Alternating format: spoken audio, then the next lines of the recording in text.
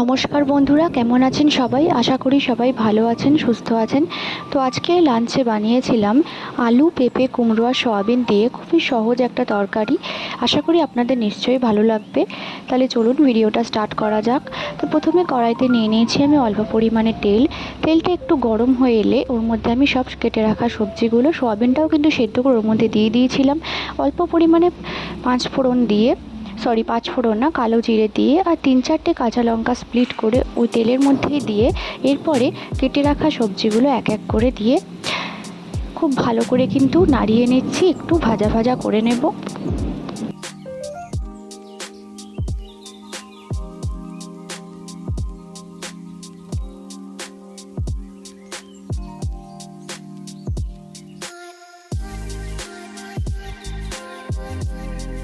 এবারে এর মধ্যে দিয়ে দিচ্ছি পরিমাণ মতো নুন।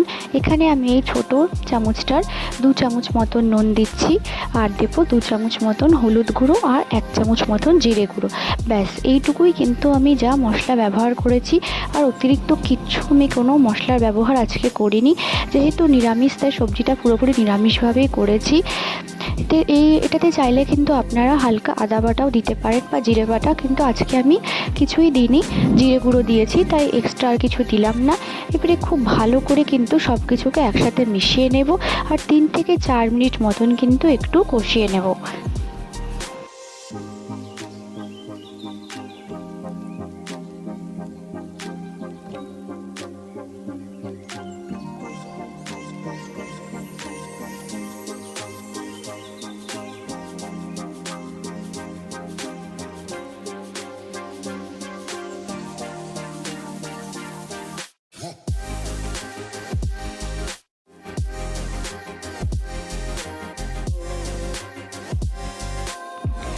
সবজিটা কিন্তু অলমোস্ট প্রায় কষে গেছে, তাই এর মধ্যে দিয়ে দিচ্ছি অল্প পরিমাণে জল দেওয়ার পরে খুব ভালো করে মিশিয়ে নিচ্ছি।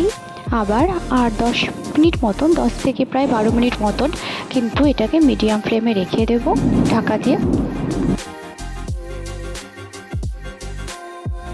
তরকারিটা এখানে প্রায় হয়ে এসেছে, তাই আমি কিছুটা আলু কিন্তু একটু ওই খুন্তিটা দিয়ে ম্যাশ করে নিচ্ছি। এতে কিন্তু টেস্টটা খুব ভালো আসে।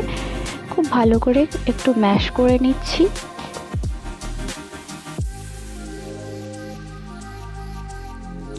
নামাবার আগে এর মধ্যে আমি দিচ্ছি সামান্য একটু আটার গুঁড়ো আর একটু চিনি।